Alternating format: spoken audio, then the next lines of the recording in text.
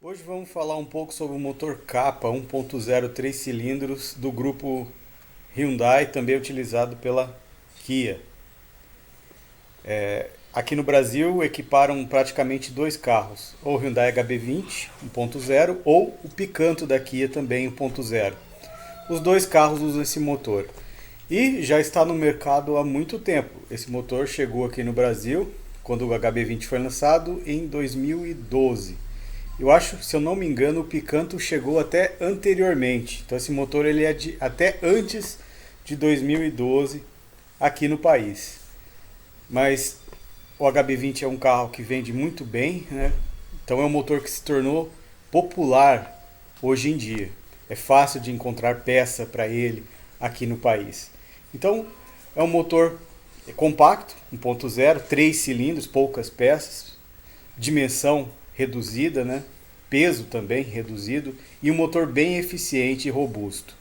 Então a gente vai ver detalhes sobre ele agora. Então a gente tem uma foto aqui de exibição. Vamos começar aqui por cima, a tampa das válvulas em plástico. Ele usa duplo comando de válvulas aqui no cabeçote, tocado por corrente. Então esse motor ele já não usa correia dentada, né? Já dispensa aquela manutenção com correia dentada. Quando eu falo isso, eu não quero dizer que a corrente não dá manutenção, mas se comparado à correia, a corrente dá muito menos manutenção. Então, já de cara, ele já se mostra um motor confiável, né? Então aqui a tampa de abastecimento de óleo, aqui em cima da tampa das válvulas, que eu falei que é de plástico. Ele usa bobinas individuais para cada vela. Hoje em dia os motores atuais todos são dessa forma, né? Não tem mais aqueles sistemas antigos de transformador ou distribuidor. Então tá aqui. A gente consegue ver a lateral da admissão, né, do coletor de admissão. A lateral do escapamento a gente não consegue ver nessa foto, mas a gente consegue ver aqui a proteção do chicote, mas aqui atrás dela está o duto dos bicos, né, a flauta dos bicos de injeção indireta. Esse motor, hoje ele é vendido no país em versões de injeção direta e com turbo, mas nessa época que ele chegou lá atrás, não tinha isso, ele era somente de injeção indireta. Ainda existe esse motor de injeção indireta à venda até hoje nos carros de entrada da marca. Então esse é o caso, injeção indireta, e os bicos eles não entram no coletor, eles entram no cabeçote. Mas eles estão escondidos aqui atrás, né? São 3 bicos injetores, 3 cilindros. Aqui a gente consegue ver o acelerador eletrônico do carro, o atuador eletrônico aqui onde controla o motor de passo, o computador do carro que controla. A gente consegue ver a vareta de verificação do nível de óleo integrado aqui na tampa, né, que fecha a dianteira do motor. É uma tampa de alumínio, esse motor é todo em alumínio, bloco, sobrecárter, né? Esse motor é aquele tipo que tem o cárter dividido, o sobrecárter é alumínio, o bloco é alumínio, o cabeçote é alumínio. Só a tampa do cárter lá embaixo que é de aço e a tampa das válvulas aqui em cima que é de plástico. E coletor de plástico na admissão e coletor de aço também no escapamento. Aqui a gente consegue ver o alternador. Aqui embaixo ó, ele está sem o compressor do ar-condicionado. Ele fica aqui o compressor do ar-condicionado. Tem até a furação aqui, ó, onde ele vai parafusado. Mas esse motor de exibição aqui ele está sem o ar. Mas isso é bom que dá para a gente ver a tubulação de água de retorno da água do radiador. Aquela água que volta mais fria do radiador retorna e entra nessa tubulação. Essa tubulação faz uma curva e entra aqui na bomba d'água. Essa polia aqui é a polia da bomba de água, que é tocada pela correia de acessórios do motor. Então a correia de acessórios, essa aqui é a polia do virabrequim. A correia de acessórios toca a bomba de água, passa nesse rolo guia aqui, nesse rolamento, toca o alternador e desce aqui embaixo e toca o compressor do ar-condicionado. Então a gente vê que não tem bomba hidráulica, não tem bomba de direção hidráulica. Então esse é um sistema que usa direção elétrica, que também é uma tendência dos motores de hoje em dia. Aquela bomba hidráulica está em desuso. E nessa época que já, 2012, 2010, já não tinha, esse motor já não tinha direção hidráulica. Bem interessante. Aqui é o suporte do motor, onde vai aquela peça que prende o motor no monobloco do carro. São 3 prisioneiros aqui, onde vai preso aquele braço de aço que prende no monobloco, onde vai o coxim, né, dianteiro do motor. Então faz parte da tampa, né? É integrado à tampa. Então é uma peça em alumínio também que faz parte da tampa que fecha a dianteira do motor. O que mais que a gente consegue ver neste motor aqui da foto? Chicote do sistema de injeção eletrônica, né, onde levanta o motor com corrente, né, o suporte, alguns sensores. Vamos ver outra foto. Aqui já um cabeçote desmontado e sem a tampa, olhando por cima. Então o que a gente consegue ver? Como eu falei, ele é tocado por corrente, então tá lá os dentes, né, das engrenagens, né, e ele tem variador de fase na admissão. Esses motores, eles são vendidos no mundo inteiro, né, não são exclusivos para o Brasil. Então eles têm algumas variações dependendo do mercado onde ele é aplicado. Aqui no Brasil, ele recebeu variador somente na admissão, mas esse motor ele também tem a versão com variador no escapamento. Então ele tem as duas versões, né, com duplo variador ou com só na admissão. Esses primeiros modelos que chegaram no Brasil só tem na admissão. Hoje em dia eu nem sei se a Hyundai já colocou também no escapamento ou se ainda continua só na admissão. Mas existe também no escapamento. As velas, né, ao centro, um cabeçote multiválvulas, né, ele é 4 válvulas por cilindro. Então a vela sempre vem ao centro, né, da câmara de combustão. Então tá aí, tá sem a tampa plástica, né, então a gente consegue ver os comandos. Já uma vantagem aqui que aonde fixa os comandos, né, não é na tampa, né? Não é aquele tipo que a tampa já faz parte, já contém os mancais fixos, né? Só de ver isso eu já acho uma vantagem, né? Uma grande vantagem, na minha opinião, desses mancais serem removíveis e não fazerem parte da tampa. O grupo Volkswagen Audi adora, né, usar a tampa já como função de mancal fixo dos comandos. Eu não gosto disso, né? Eu não gosto. Fica conhecido até como gaiola, né, que é dividido, né? Eu gosto desse sistema assim. Mas tá aí. Os comandos de válvulas.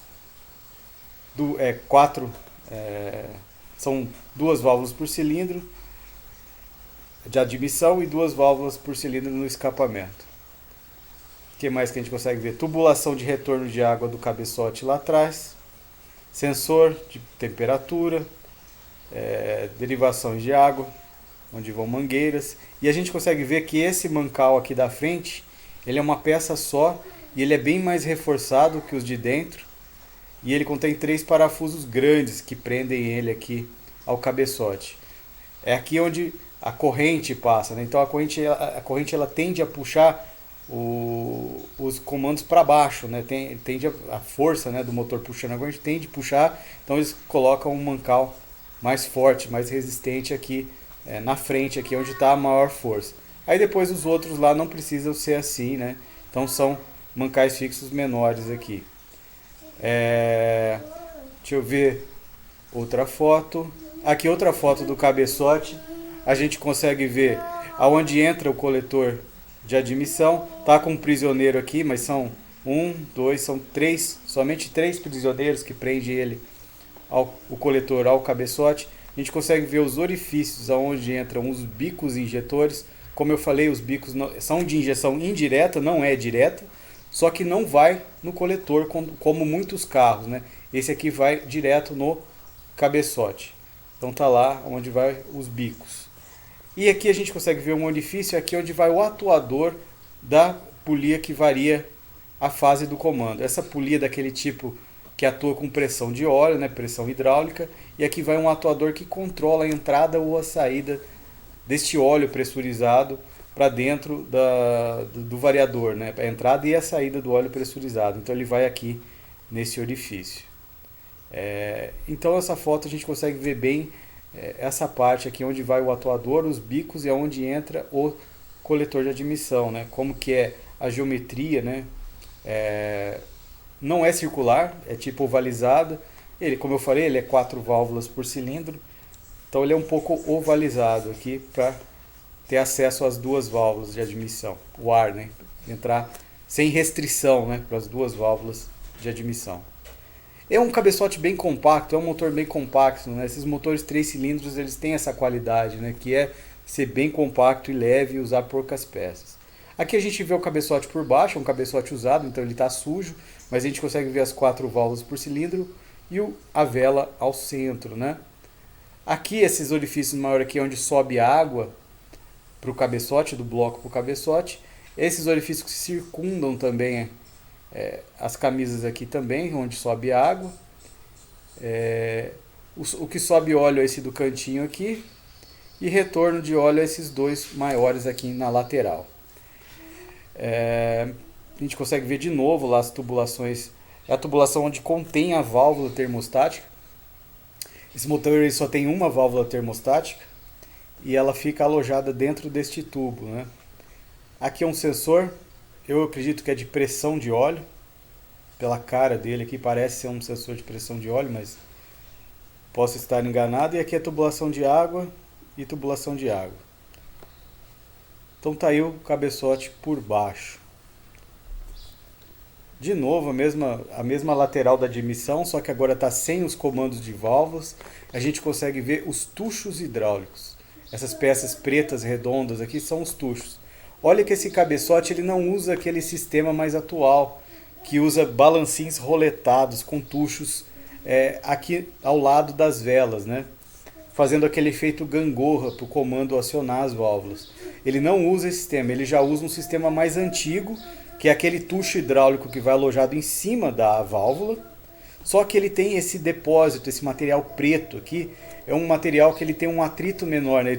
Ele tem um coeficiente de atrito estático menor, por consequência um dinâmico também, então ele gera menos atrito e menos esforço para o comando de válvula tocar as válvulas, e assim também tendo um menor desgaste no comando de válvula, porque esse sistema mais antigo ele tem esse problema, né? Ele come mais o comando, né? Porque ele exige mais força, né, do motor para ser acionado as válvulas, e também tem um atrito maior do comando ali com um tucho, tendo desgaste tanto no comando, tanto no tucho.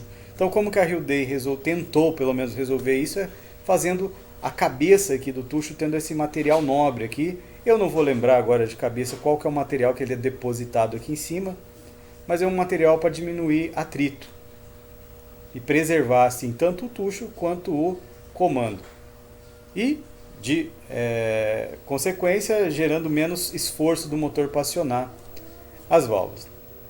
É ruim esse sistema? Não é ruim, é usado há muitos anos, né, em muitos motores e em muitos motores consagrados, né.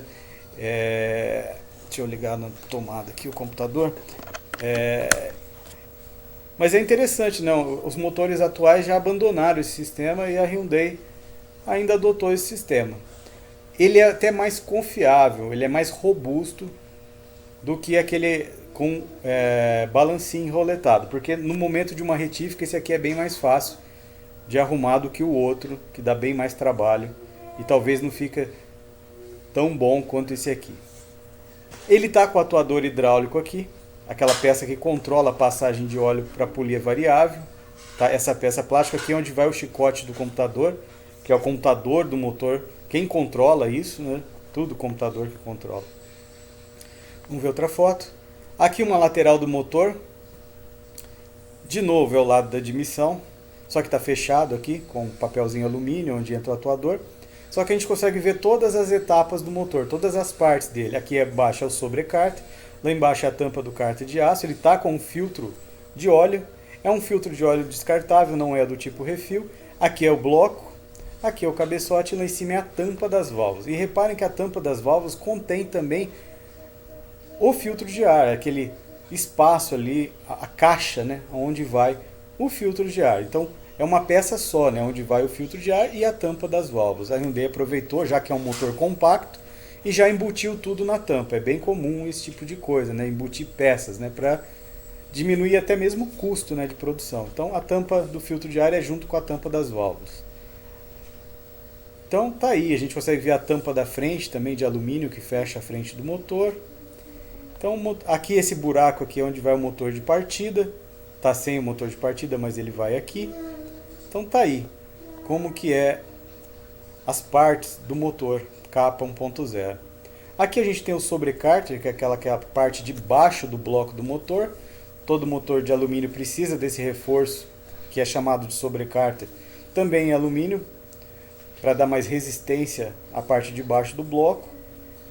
E a tampa de aço. E aqui é o parafuso que é chamado de bujão, né, onde drena o óleo do cárter quando vai trocar o óleo.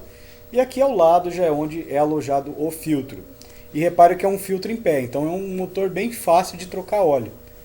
Não faz muita sujeira, porque o filtro em pé, você pode desrosquear ele e não vaza nada. Diferente daquele filtro lateral, né?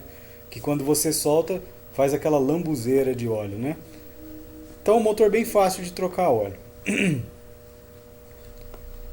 De novo, uma foto do cabeçote. Só que agora, deixa eu ver se é do lado de escapamento. Agora é o lado do escapamento que está à mostra aqui, não da admissão. Então a gente já vê que os orifícios são circulares e não mais ovais, como os de admissão. São circulares, E também é por prisioneiros aqui. Deixa eu ver quantos prisioneiros são. 1, 2, 3, 4 prisioneiros que é preso o coletor de escapamento. As 4 válvulas por cilindro, sempre as de admissão são um pouquinho maiores que a de escapamento. E o buraquinho da vela lá ao centro. A gente tem até um parafuso de cabeçote aqui. Então tá aí o cabeçote bem simples, né? Como são os motores 3 cilindros, né? De novo o sobrecárter, só que está sem a tampa do cárter. Esse orifício aqui, vou dar até um zoom aqui é onde vai preso o pescador. O pescador do motor ele vai aqui, ó. Aqui é onde vai o parafuso que prende o pescador, ele vai aqui. E aqui é onde é a tampa do cárter, onde fica alojado o óleo, né? Depositado o óleo. E o pescador vai aqui. O pescador a gente vai ver também em outra foto. E depois que o pescador puxa o óleo, aí são galerias internas que traz para o filtro e do filtro para a bomba. E a gente vai ver a bomba de óleo também em outra foto. Então o pescador puxa o óleo, tem uma galeria interna aqui nesse sobrecárter que traz para o filtro, passa pelo filtro, e aí do filtro sobe e vai para a bomba de óleo. E aí depois da bomba de óleo sobe para as galerias do motor. Então tá aí a peça toda em alumínio. Tá aí o motor de novo, né? Com a lateral agora do escapamento. Só que está tampado. Vou dar até um zoom aqui para você ver que o motor é usado tanto pela Hyundai, tanto pela Kia. É o Kappa 1.0. Tá lá. Bem interessante. Deixa eu ver se tem alguma coisa que a gente não falou dessa lateral. Acho que a gente já falou tudo sobre isso. Vamos ver outra foto. A bomba de óleo. É aquela bomba de óleo integrado na tampa dianteira do motor. Com aquele tipo de engrenagem excêntrica, né, que ela vai girando e vai pressionando o óleo de um lado ao outro dela, né? Então, essa aqui é aquela válvula que controla a pressão máxima de óleo que o motor pode ter. Então, atingiu aquela pressão, ela abre e aí tem o dreno dela que volta para o cárter. Não atingiu, aí sobe pressurizado para as galerias. Essa peça ela vai parafusada naquela tampa frontal do motor, só que para o lado de dentro. E o virabrequim passa aqui dentro, né? Aquela ponta dianteira do virabrequim, ela atravessa a bomba de óleo e o virabrequim gira essa engrenagem. Tá vendo aqui tem uns chanfros aqui, onde o virabrequim entra e gira essa engrenagem que pressuriza, que faz o vácuo, né? Que puxa o óleo e pressuriza o óleo para todo o motor. Então tá aí uma bomba de óleo bem simples e o mais importante, leve e confiável. Tá aqui a tampa, a bomba de óleo, como eu falei, ela vai aqui, onde o virabrequim atravessa a tampa, né? Tá até com o retentor aqui. Então nessa região aqui é onde vai a bomba de óleo. Você viu que ela é até saltada aqui na tampa para caber a bomba de óleo. Tem até os dutos aqui por onde puxa o óleo e empurra para dentro do motor. Aqui onde vai a bomba de água, ela também é integrada nessa tampa frontal do motor. Aqui onde ela vai parafusada aqui na tampa frontal do motor. Então vai aqui a bomba de água.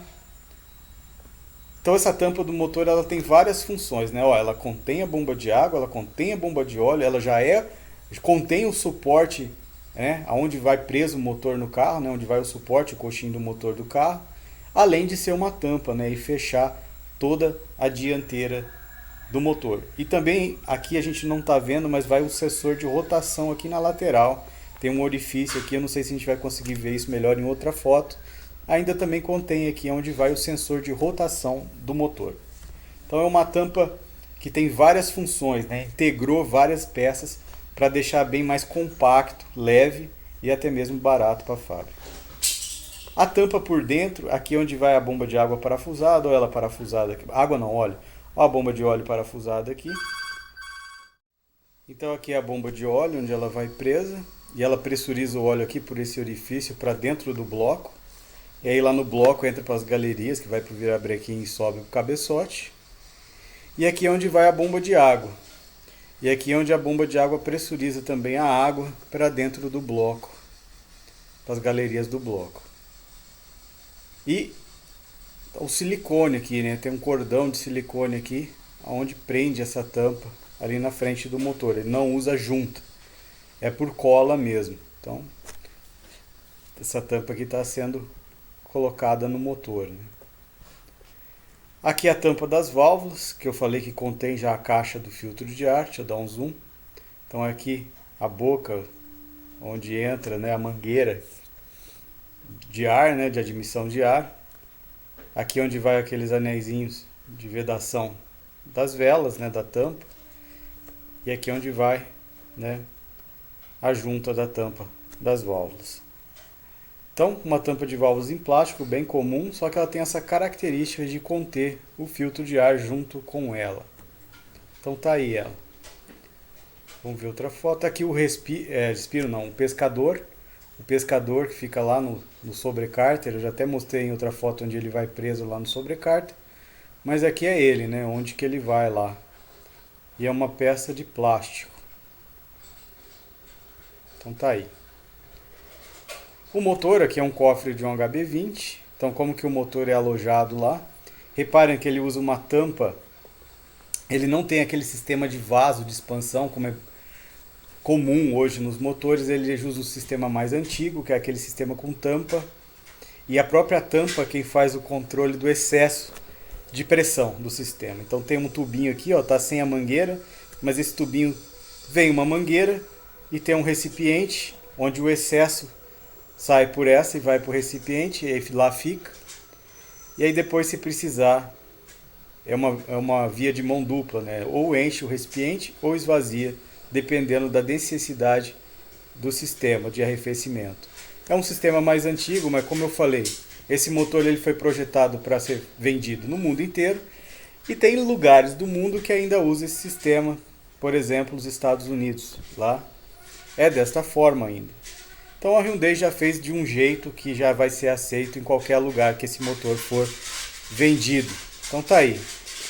As mangueiras, né, de retorno de água do cabeçote lá atrás, como eu mostrei, tem um tubo lá atrás onde tem a válvula termostática. Vem a mangueira, entra nessa flange de plástico, onde contém a tampa. E daqui sai outra mangueira que vai para o radiador, aí resfria pelo radiador, aí lá embaixo retorna uma outra mangueira. Por baixo do compressor do ar-condicionado lá entra numa outra tubulação que leva para a bomba de água. Então tá aí. Isso aqui é um ressonador para cancelar ruídos, né, na admissão do motor, né, deixar o motor silencioso. Hoje em dia o silêncio, né, é muito importante. Essa aqui é a mangueira onde traz o ar fresco lá da frente do carro para o filtro de ar. E aqui é onde entra já do filtro de ar no acelerador eletrônico, aqui direto, né? Esse aqui é um respiro da tampa, essa mangueira aqui, que liga direto aqui na boca aqui da mangueira aqui que vai para o acelerador. Então aquele respiro de tampa, né? Repare que esse motor ele não tem aquele sistema de respiro avançado como tem os motores mais hoje em dia, até porque esse motor ele não é turbo, então ele não tem uma ventilação de cárter excessiva. Então ele não precisa de um sistema de respiro tão avançado como os motores turbo. Então é um respiro bem simples aqui de tampa, só que ele tem um outro, só que a gente não está conseguindo ver nessa foto. Esse aqui é só o da tampa. Mas aquele sistema bem simples, né, que entra na admissão novamente. Mas funciona. A bomba de água, né, como eu falei, ela vai presa ali na tampa frontal do motor. Também uma bomba com uma carcaça de alumínio, ela não é de plástico, só que o rotorzinho dela sim é de plástico, é de um polímero especial ali, até feito para evitar cavitação. O coletor, aqui é onde vem as mangueiras de vácuo. Uma delas vai para o servo-freio, né, para o sistema de freio do carro. E tem uma outra aqui que eu não sei para onde vai, mas esse coletor de admissão, ele tem variador. Então ele é um coletor modular com variador, né? Ele varia a geometria, né, o seu tamanho. Então eu não sei se uma delas também atua alguma válvula de vácuo que atua as borboletinhas que tem dentro desse coletor. A gente vai ver melhor numa outra foto. Eu não sei se o coletor vendido aqui no Brasil tem o variador ou se o daqui não tem. Mas existe com variador. E a gente vai ver aqui. O coletor de escapamento, 3 cilindros, né, como eu falei, é geometria circular. E olha que interessante como que entra no catalisador, né? São tubos de aço, né, cilíndricos, já entra cada um no catalisador. E aí a gente não está vendo, mas está na outra lateral lá, a válvula, a válvula não, a sonda lambda, ela também entra aqui em cima no catalisador. Então essa tampa de cima do catalisador, ela tem essa função de entrar todos os coletores de escapamento e a sonda lambda. E aí passa pelo catalisador e aí sai para o escapamento e depois vem a sonda pós-catalisador. Então esse motor tem aquelas duas sondas. Então tá aí o catalisador já integrado ao coletor de escapamento. Isso já é assim há muito tempo, né? Só é interessante como eles fazem hoje em dia. Não é só esse motor que é dessa forma, também é uma tendência a ser dessa forma aqui, né? Parece que desse jeito esquenta mais rápido esqueci o nome agora da peça aqui, o catalisador. E aí ele tem uma eficiência melhor, né? Quando o motor está frio, ele precisa esquentar rápido, né? Então eles fazem desta forma. O sincronismo do motor, como eu falei, ele usa corrente, ele não usa correia, mas tem sincronismo. Essa corrente, desculpa, já está usada, então a gente não consegue ver que esse gomo ele tem uma cor diferente. Normalmente vem pintado de amarelo, normalmente. Então tem um gomo que ele tem uma cor diferente e você tem que casar esse gomo colorido com um pontinho lá. Aqui no caso é a engrenagem do virabrequim, ela tem um pontinho. E lá em cima, nas engrenagens das polias superiores do cabeçote, também vai ter as marcações e a corrente também vai ter os gomos pintados para casar. Então é um motor bem fácil de colocar no ponto. Bem fácil. Essa engrenagem traseira aqui não é uma engrenagem de corrente, isso aqui. Isso aqui é o sensor de rotação do motor, né? É aquela polia... É a roda fônica que falam, né? Então é essa aqui onde falta o dente aqui, né? É onde dá aquele sinal, né? Então tá aí, ó. Ela tem aquelas propriedades magnéticas e aí vem aquele sensor na lateral do motor que faz a leitura da posição do virabrequim e manda para o computador do motor. Então tá aí como que é a roda fônica desses motores. Ela faz parte do virabrequim, né? Muitos motores são dessa forma, né? Mas tem motores que ela fica lá no centro do virabrequim, bem no meio do motor. No motor capa ela fica aqui na frente. Então tá aí. Um bloco, ele é encamisado, ele é um bloco de alumínio. Então precisa ou ser encamisado ou a superfície do cilindro aqui de alumínio, ela precisa receber um material duro, né, com propriedades de um aço, né? Porque imagina, os anéis do pistão ficar roçando aqui, o alumínio não ia aguentar. O motor não ia rodar nem 1000 km, sei lá, nem sei se ia andar. Então, ou ele é encamisado, como é no caso dos Kappa, eles têm camisa, são encamisados com camisas de aço, ou eles recebem aquele tratamento na lateral do alumínio aqui da camisa para receber um material duro, né, com uma resistência grande. Eu esqueci o nome agora do material, ele tem um nome. A fábrica, quando não usa camisa, deposita um material aqui para fazer a função da camisa de aço, né? Eu prefiro motor encamisado, como é no caso aqui do Kappa, né? Porque acabou a sobremedida, troca a camisa, pronto, você tem um bloco de novo, standard. Aquele lá não, aquele lá gastou aquilo lá, você tem que encamisar. Então, sei lá. Aqui é onde sobe a água, né? Aqui a bomba de água pressuriza aqui no bloco, né? Ela está aqui na tampa, ela pressuriza aqui, sobe aqui, circundam as camisas, né? E depois sobe para o cabeçote. Aqui nesse orifício é onde sobe o óleo, né? O filtro de óleo está mais ou menos aqui naquele sobrecárter, aí ele joga aqui nesse duto, o óleo vem, entra aqui na tampa, vai para a bomba de óleo, a bomba de óleo pressuriza ele por esse outro duto e aí entra, aí sobe aqui para o cabeçote e espalha para os dutos de óleo de todo o motor. O que mais que a gente consegue ver? Esse buraco é onde vai o motor de partida. Essa foto era mais para ver que o motor ele é encamisado mesmo, ele usa camisas de aço por ser de alumínio, né? Aqui é uma comparação do pistão e da biela do 3 cilindros com o 4 cilindros. O 4 cilindros ele é o vermelho que está mais embaixo e o 3 cilindros é o por cima aqui, né? Então a gente vê que ele é menor, né? Ele é mais leve do que o 4 cilindros. Então aqui está mostrando como ele é mais leve, mais compacto que o motor 4 cilindros. Eu até assusto de ver como que é fino as bielas desses motores, né? Tudo bem, não é turbo, mas mesmo assim eu assusto de ver como que é fininha as bielas. Tá aqui os pistões daquele tipo de 3 anéis, né? 2 de compressão, um raspador. Vou até dar um zoom aqui, ó. Tem até os orifícios de dreno de óleo do anel raspador por dentro do pistão. E aqui, aqui não está na foto, mas ele tem aquele depósito daquele material para diminuir atrito aqui com a lateral da camisa. Mas aqui na foto está sem, mas ele tem aquele material, aquele depósito aqui na lateral. Hoje em dia, né, os pistões, eles, depois do pino aqui, eles acabam, né? Acabou o pistão, né? E tem uma saia bem pequenininha, então essa é a tendência. E a biela ali. As molas, né, do cabeçote, que uma mola convencional, como que ela é, como que é o prato e como que é a nova, né?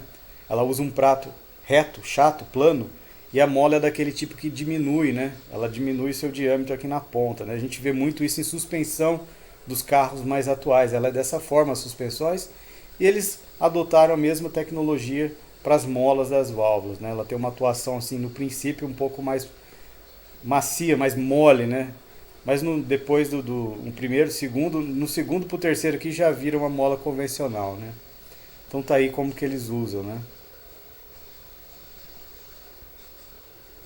Aqui a gente tem uma foto mostrando que o virabrequim ele é deslocado em relação ao centro das camisas, né? Ele é deslocado um pouco aqui para o lado, para melhorar um pouco a eficiência do motor e a economia de combustível. Aqui é uma foto só mostrando as partes móveis do motor. Deixa eu até tirar o zoom. A correia, ó, ele está com duas polias com variador, ó, tanto no escapamento como na admissão. Então existe essa configuração. Então a corrente que toca, né, os tensores da corrente, aqueles tensores em plástico, os pistões, o virabrequim, os comandos, né, lá os tuchos, as válvulas, as molas, o volante com a cremalheira lá atrás, né? Todas as partes móveis, a polia da frente aqui, do virabrequim.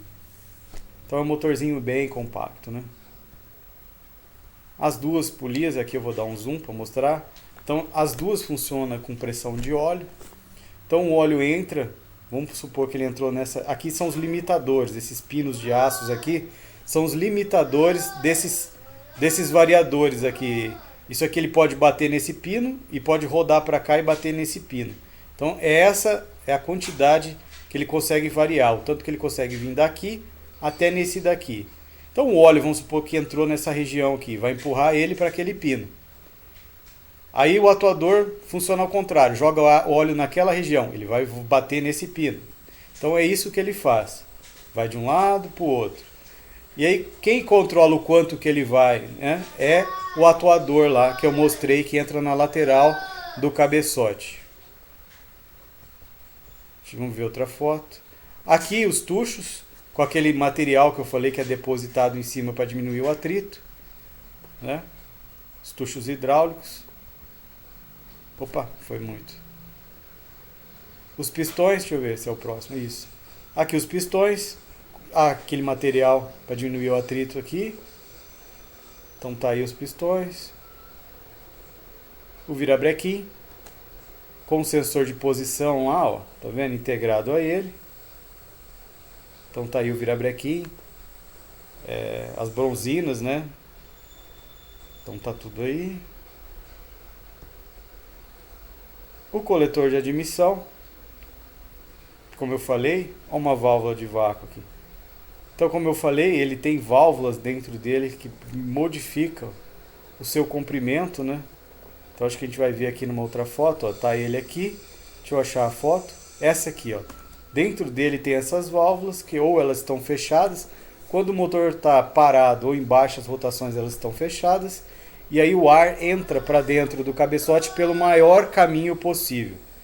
E depois que o motor ganha rotação ou em altas rotações, elas abrem e aí o ar entra para o motor pelo menor caminho. Então essa tecnologia já é usada há muitos anos, né? Desde os anos 90 usa isso, né? Mas tá aí. Eu não sei se no motor brasileiro tem isso, tenho dúvidas. Tá aqui o cárter e o sobrecárter, né? Aberto aqui. Deixa eu ver essa foto. O que mostra pra gente aqui? Só mostra eles abertos aqui, né? Os pistões e as bielas do motor. Tá aí.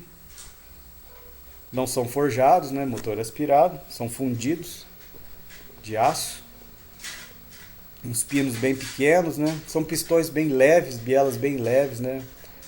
Esse motor ele tem 80 cavalos no álcool.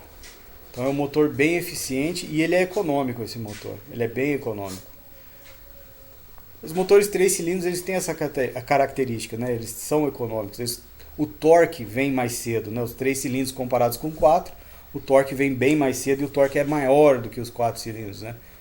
Mas como eu falei, nem tudo são flores, né? Tem a parte ruim, né? O motor 3 cilindros ele vibra, ele é desbalanceado. Cadê aquela foto do virabrequim?